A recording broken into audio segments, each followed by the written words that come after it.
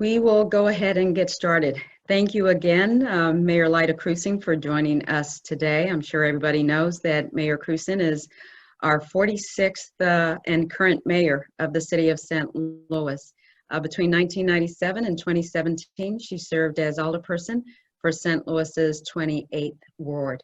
She's also the first female mayor of St. Louis. Good morning, Mayor. Thank you for joining us. Good morning, Yemi, and good morning to all the viewers. I can't see you. I'm guessing you can see me with this this technology. So thank you for letting me join you here today. Oh, absolutely. First off, question to you is, how are you? We know you're a mayor, you're a mother, you're a grandparent, you're an aunt. How are you doing? I am doing fine. No grandparent yet, though. Oh, no okay. Yes, yeah. Not yet. Yes, yeah. Yes, yeah. Good. Good. We don't, rush that. Okay, no pressure. I'm doing fine. Of course, like everyone in the region, this is a stressful time for all of us, and I empathize with the folks that are there, that are at home today, that maybe are working from home, and also though with those folks who are working on the front lines, doing those essential services, our grocery store workers, our police officers, our dispatchers, our EMS, fire, folks who pick up the trash. There are a whole lot of people in our community who are still going to work every day and doing those essential services. So we know public service is certainly grueling in the best of times, and the demands on you, I'm sure it's certainly also brutal during a crisis such as the one that we find ourselves navigating. How would you say your leadership role has changed during this time? How are you adjusting to this new reality? Well, first of all, I would say that public service is not necessarily grueling. It's really an honor to be able to be in this role at this time and otherwise. So I don't see it as grueling.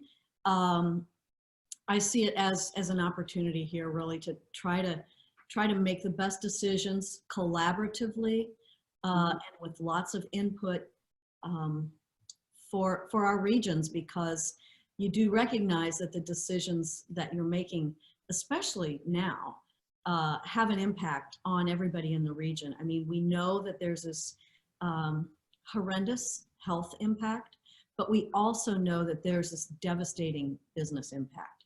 And you would never take business over health, but you don't make that decision lightly, knowing what impact you're having on business. And when you have an impact on business, you have a tremendous impact on workers. So many people out of work. And so you make the decisions. It's a privilege to be in this role at this time. I will admit, though, when I was thinking about all the challenges I might face being mayor, a pandemic was never one. I was going to ask you that, whether that might have been on your list of, okay, I got this. No, I've learned a tremendous amount, and I just can't imagine that anyone, whether they're in public office or whether they're running a business, ever thought in this country that we'd be dealing with a worldwide pandemic. So it's learning every day. Yeah, pivoting every day, I'm sure. What would you say are some of the core lessons that you're learning right now? Certainly, pandemic was not on your list of, issues that you were, talking about on the campaign trail. But, just starting to, it might be a little bit too soon to start reflecting, but what are some of the things that stand out to you right now as lessons? Well, relationships matter now more than ever. I guess we all knew that.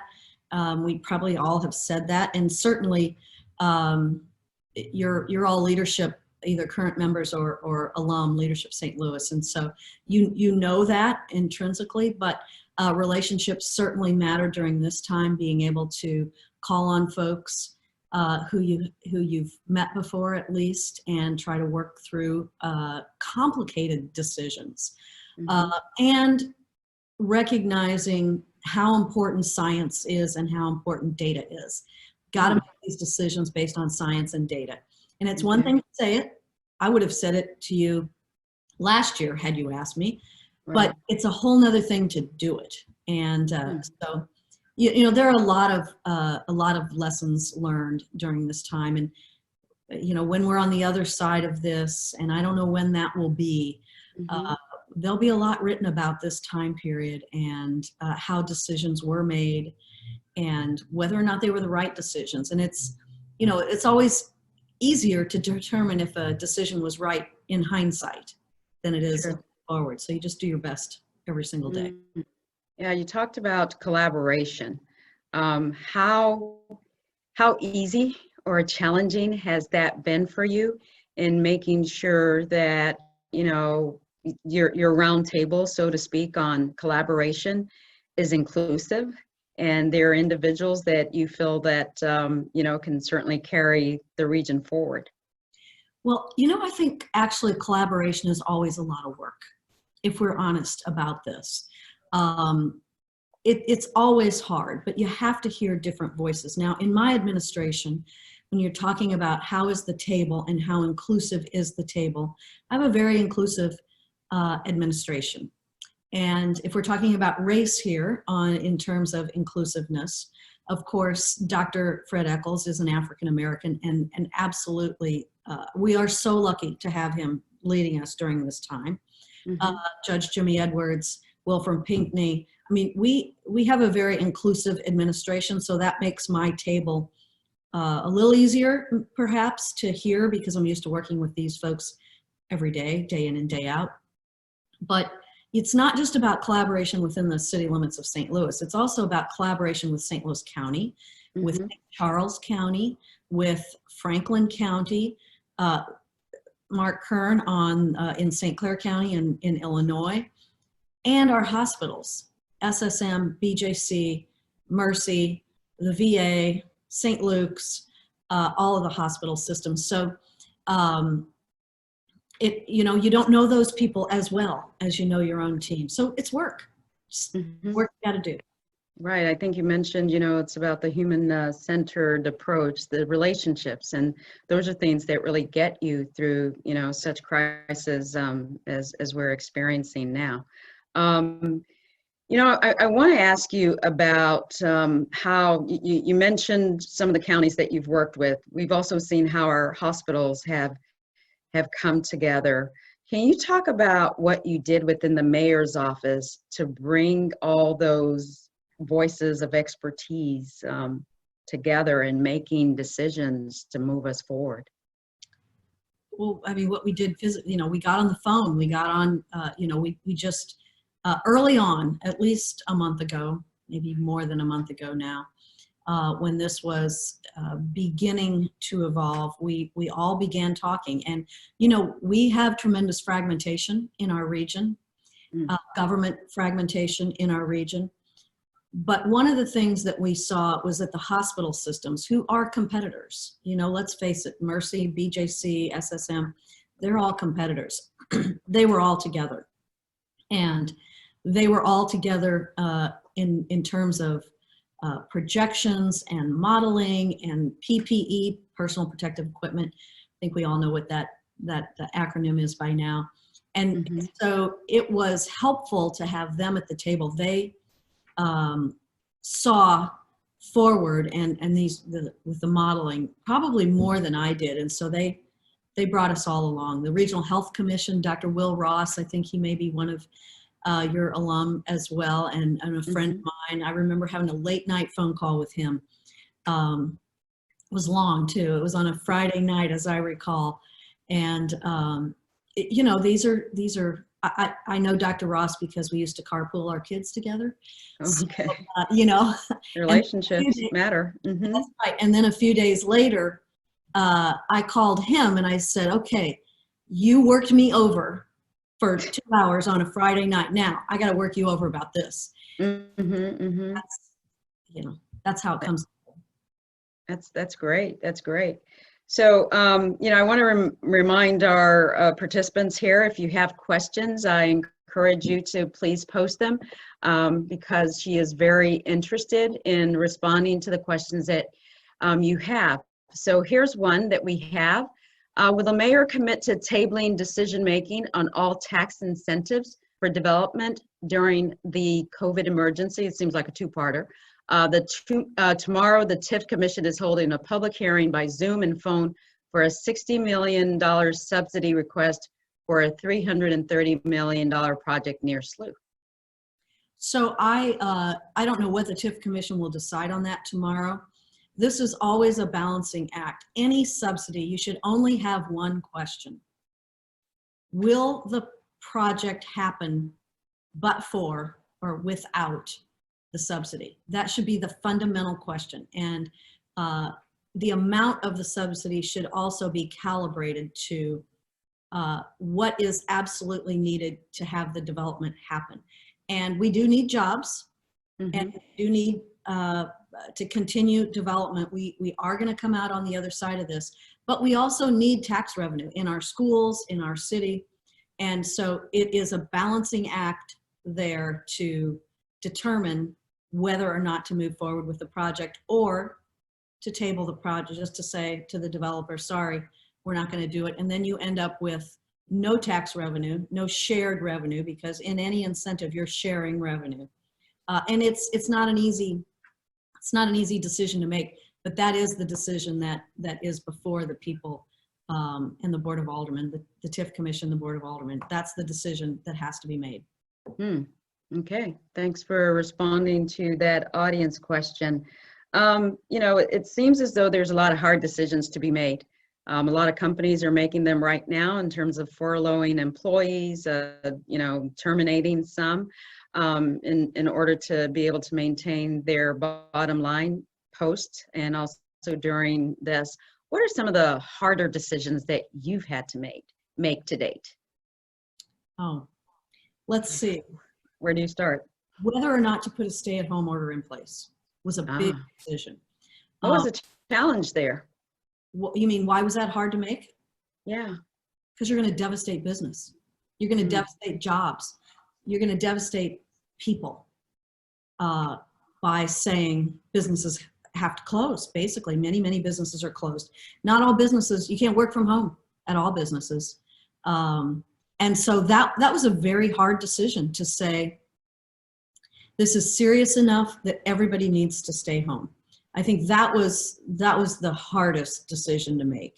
Now we have a decision that we have to make about whether or not to extend the stay-at-home order.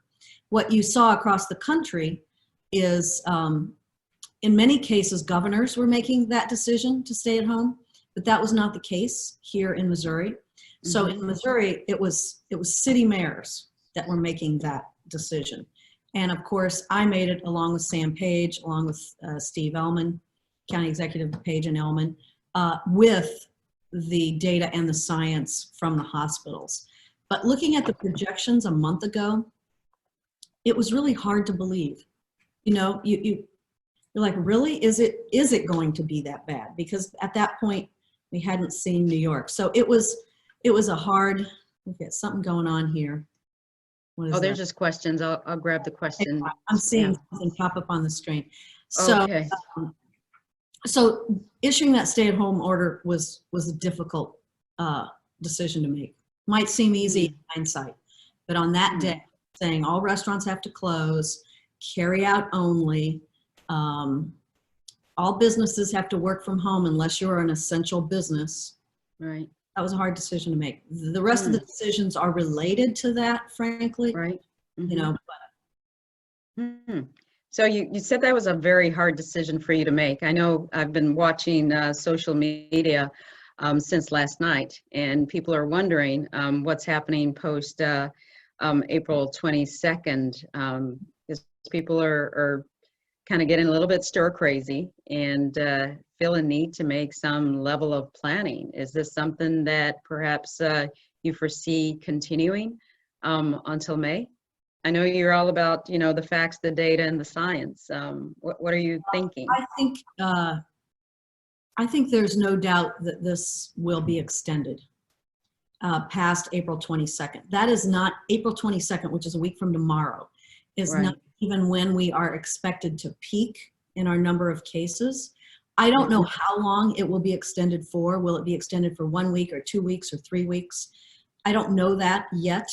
That's a decision that's going to be made in the next few days. But I think, you know, there is no such thing as going back to normal, because we're going to have a new normal. And I don't think any of us know exactly what that's going to look like. So we have to figure that out. But right now we are still on the upward trajectory for the cases. And the St. Louis region has 2/3 of the cases in the state. City, county, St. Charles County, just those three together, which are three that I track every single day, have 2/3 of the cases in the state. And in the interest of public health, I mean, we've gone through this now. We've had the stay-at-home order in place for, it will be 3 weeks tomorrow, only 3 weeks. I know many of you probably feel like it's been a lot longer than that. I feel like that myself, actually.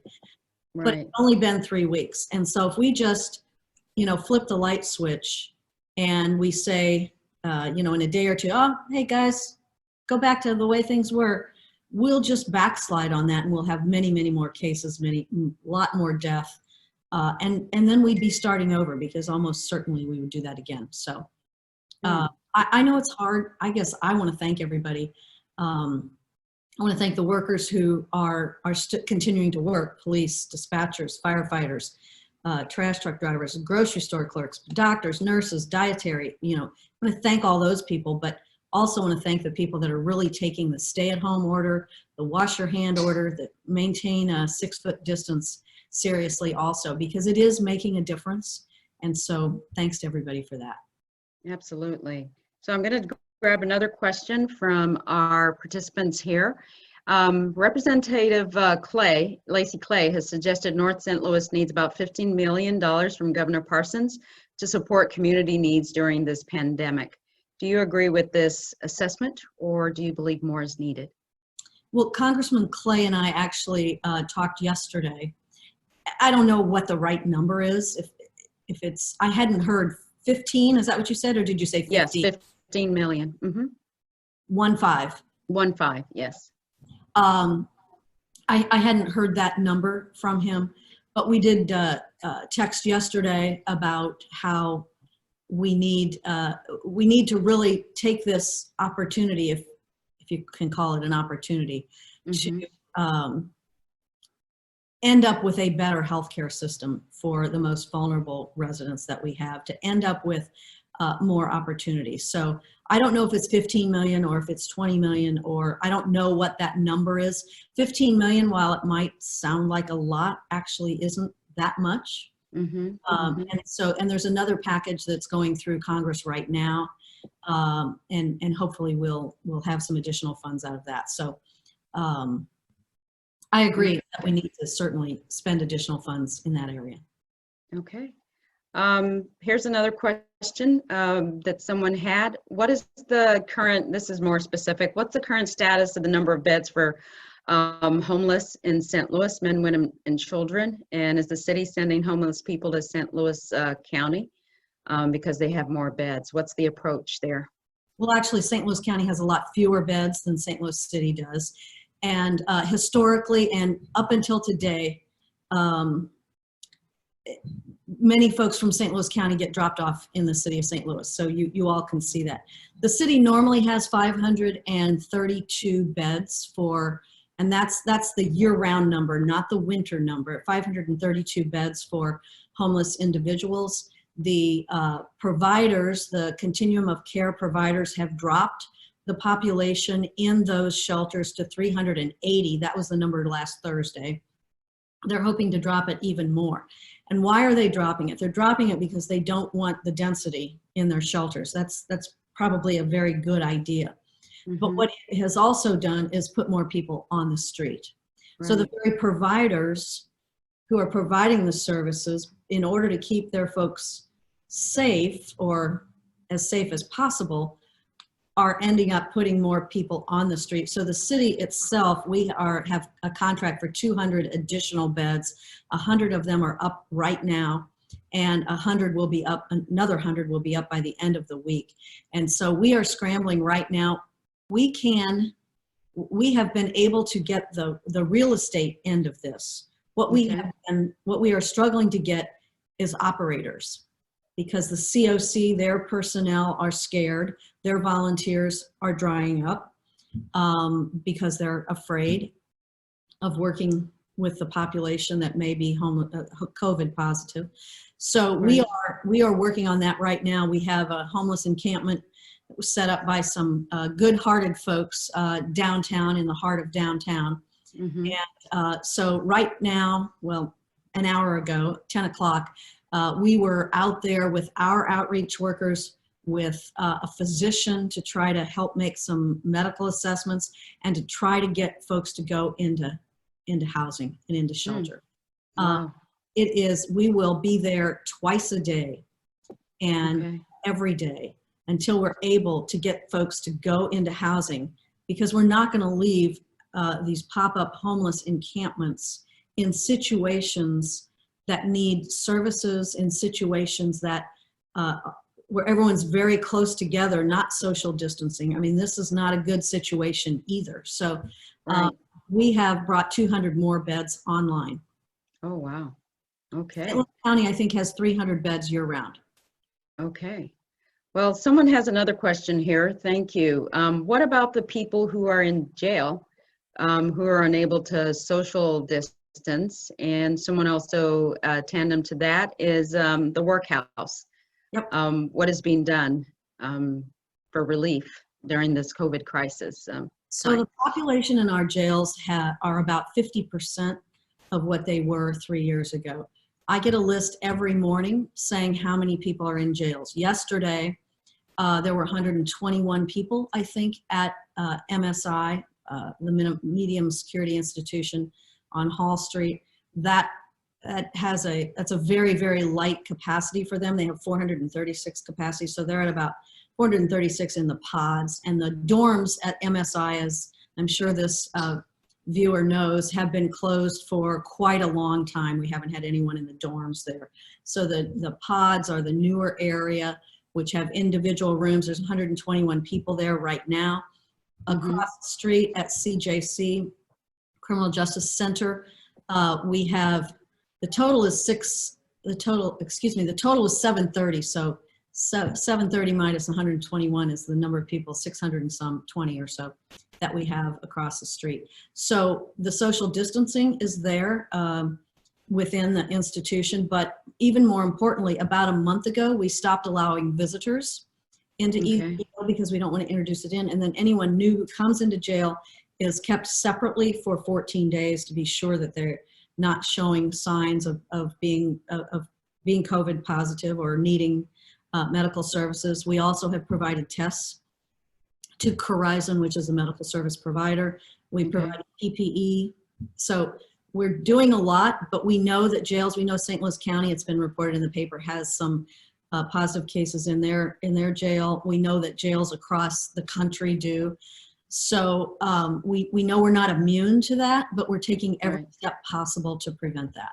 There have been a number of people who have been released, a couple hundred people who have been released.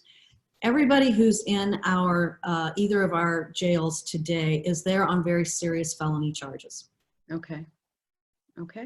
You know, you've mentioned a couple of needs. So, you know, I'm thinking, given those that are listening, how can leaders in our community or citizens in our community support city government at this particular point in time? What's the greatest need? Well, I think communication is always a big need. And part of the reason that, you know, I've been doing Facebook Lives 3 times a week and going on the radio and going on TV and doing social media, etc., to get the word out.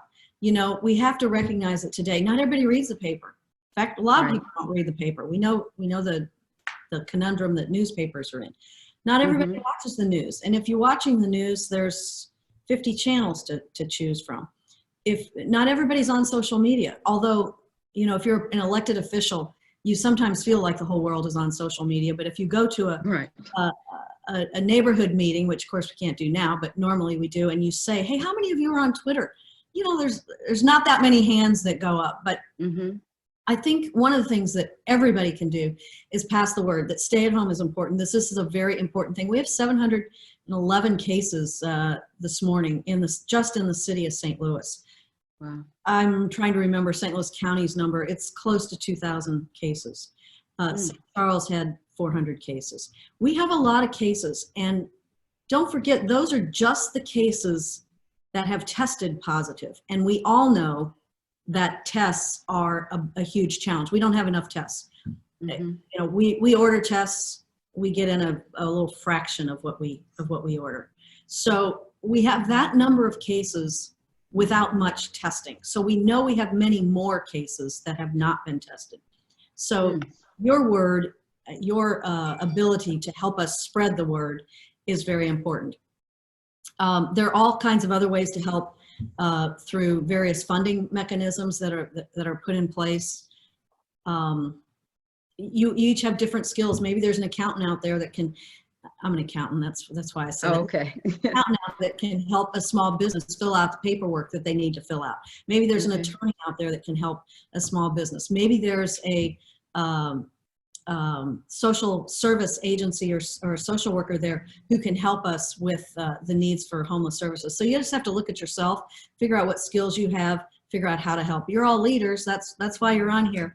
So I know you can figure that out. So is there somewhere we can, guide people to in terms of helping? I know you mentioned some funding opportunities out there. St. Louis Community Foundation is doing that, but from a city perspective, you mentioned social work. Is there somewhere we can direct people to? Well, I think the Community Foundation is a great place to direct people to for monetary contributions. But for your personal contributions, you can all talk to your friends and neighbors. You can all, if you have a particular skill, you can find a way to use that skill. If you're a social service agency, and it sounds like from the questions that some of you may be, you could certainly help us by putting in a proposal. We have been engaging with the Continuum of Care continually for folks to run these shelter operations. You could certainly propose on that. I will say St. Patrick's Center has already made a proposal, and we are working with them. And then Pastor Mike, which is City Hope STL, we're working with them. But there are many other social service agencies out there. You could respond to our request for proposal. All right, great. We will share that information with you afterwards. So how has St. Louis City worked with our institutions of higher ed to address the pandemic? How vital has the corporation been? How vital has the what? Oh, the corporation been, yeah. Very vital. We are working with St. Louis University. We're working with Washington University. The public health agencies, Dr. Fred Eccles heads up the city public health agency. The county has a public health agency, so does St. Charles County. They're all working together, and we are working with the educational institutions. Dr. Jason Purnell, I'm sure most of you know him. I was still texting with him last night at 10:30. So he's Washington University, and you all know that. But there are a number of people that are important to this process. Okay, good to hear. So it appears that St. Louis area is uniquely positioned from a supply chain perspective. Do you think there will be discussion on St. Louis being a focal point from a distribution standpoint to aid for future emergency preparedness for the country? Well, I'm not sure what the questioner is referring to. I mean, we are uniquely positioned because of our geographic location right here. We're on the river, we're on rail, we're on major highway systems, but don't forget the importance of Scott Air Force Base, which right. I will probably mess up but they are in charge of logistics and distribution for maybe the world, for the Air Force. So certainly I think they are a very important player. Of course, our airport here also has a lot of capacity. I think yesterday there were 600 people that flew out of the airport. I forgot the exact number, but it's 600 and something who flew out of the airport. But we know that we've got huge runway capacity that on the best day, on a busy day, we still have a lot of excess capacity at our airport. We could be using more of that with regard to freight. Cargo, I guess it's called cargo when you're in an airport. Right. So we are uniquely positioned to do that. That will take some investment and some collaboration and some cooperation, which we do have some of that, but we could always use more. So here's another question. Thank you. How was the decision made at what locations would be prioritized in receiving a COVID-19 testing center? It seems that the north side of St. Louis received one of the latest testing centers, and north side seemed, let's see, yeah, I think we're just trying, the person is trying to understand how is the decision made and how are they prioritized? Yeah, that's actually not accurate. There are 4 testing sites set up in North St. Louis. BJC set up their site, their one site in the city at the corner of Clayton and Boyle. So that's right in the center of things. But 2 weeks ago, the site, Affinia site at 1717 Biddle was set up. A week and a half ago, the site, I'm reading the addresses here, at Care STL Health at 5471 Martin Luther King was set up. Also a Care STL site at 2425 Whittier. And finally, yesterday, a site, it's actually just outside of the city of St. Louis in Pagedale, 6763 Page. There are 4 testing sites in North St. Louis in order, and they're free, and in order to provide testing for those. You still have to be screened. You can't just show up and get tested. You have to be screened. You call any of those sites, you'll receive the screening. If anybody wants to know the phone number, the Affinia site is 314-833-2777. The Care STL sites are 314-367-5820. So, either one of those numbers. There are 4 sites in North St. Louis. We are trying to get a site set up now in South St. Louis. The impediment to setting up those sites on day one was no tests. I mean, you can set up a site. Here, we're going to have a site here. But if you can't supply it with any tests, what good is it? True. So there are 4 testing sites in North St. Louis. Okay. Thank you for responding to that question. And to the volunteer question, just wanted to remind people that they can visit United Way's volunteer website by going to www.stlvolunteer.org. And that's another way in which you can plug in, roll up your sleeves, and continue to work on rebuilding our cities, our city rather. Really, thank you for doing that. I should have remembered it. No, that's okay. There's so many number stats and phone numbers that we need for you to remember. So another question from one of our attendees, do you have other cities or mayors that you are looking at to examples or thought partners on some of these difficult decisions? Who are they? Absolutely. I'm a part of the U.S. Conference of Mayors. And so we have a lot of text strings or Zoom meetings, et cetera, to discuss this. But even maybe more importantly, in St. Louis, or in Missouri rather, I'm in very close contact with Mayor Quentin Lucas in Kansas City, Mayor Ken McClure, who's in Springfield, and Springfield has had a number of cases, and Brian Treese in Columbia. And so it's really interesting, for those of you studying leadership. This past summer, we began meeting the 4 mayors of the 4 major cities in St. Louis, or in Missouri. We began meeting about violence. And little did we know that those relationships that we built together at that time would be so useful during this time of a pandemic. We have a weekly call with the governor. We have, chat with one another. And so I will say that the St. Louis region is the hardest hit with COVID-19 of all of those locations. And it's hard to determine exactly why that is, but Kansas City has not had, of course they have a problem and they have cases, but not to the same extent that the St. Louis region has, St. Louis City, County, and St. Charles. So. Wow. Okay, I did not know that, but thanks for sharing that. Since you mentioned, one of the reasons why you had been meeting with those mayors, we're getting into summer, and that's when violence usually spikes. What are the plans to address violence during this pandemic. There are 2 new cure violence sites up for bid, and will those bids include pandemic operations considerations? So it's interesting. I get an email every morning of how many homicides we've had on that day compared to the same day last year and the same day the year before. It's pretty sobering. We have, homicides are not down compared to where they were last year. In fact, there's one more today than there was on this day last year. And some other crimes are down somewhat, the more crimes of opportunity, if you will. People aren't out, people, so that is down somewhat. But it's violent crimes, it's assault first, which are generally shootings.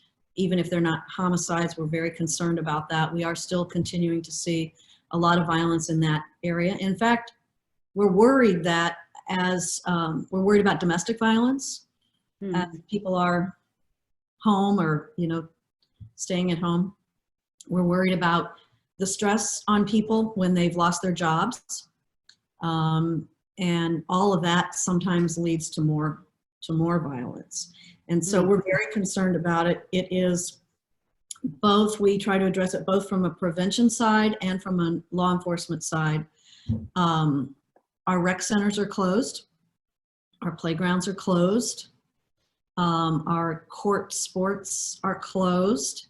So those are all on the prevention side of things.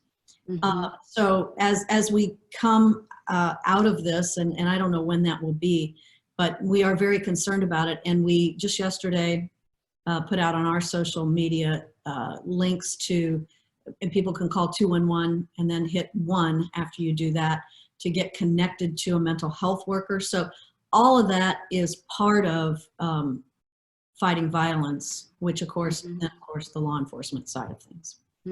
So you're working on, public safety concerns and plans at this point in time, because it seems as though we don't know what's that? We work on it 24/7. Yes. But when you have this, when you have this huge stressor laid over the top of the world, you know that has impacts on people. Right. So thank you for responding to that. Here's another question from one of our attendees. How can organizational leaders support city government? What's your challenge? What's your ask to business leaders? So I think it depends on what business you're in. We've called on a lot of businesses to help us with things. I think part of it is we don't know every business and we don't know what your aptitudes and your strengths are. So if you have something that you think would be really helpful to us as we deal with this, we would love to hear from you. When you're in the midst of a crisis, it is sometimes difficult to assimilate a lot of new into that crisis because you're in the midst of it.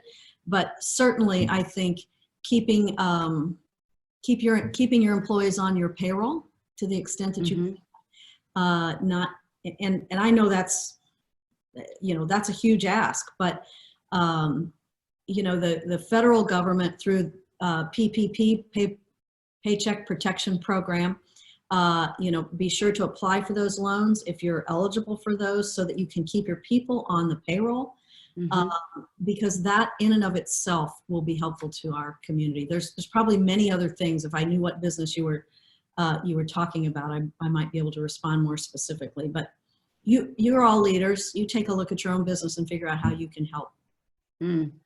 So speaking of, I think this is a much more direct question. With the expected economic downturn probably coming, are there plans to stop development incentives like sales tax exemptions issued by SLDC or LCRA, or even tax abatements?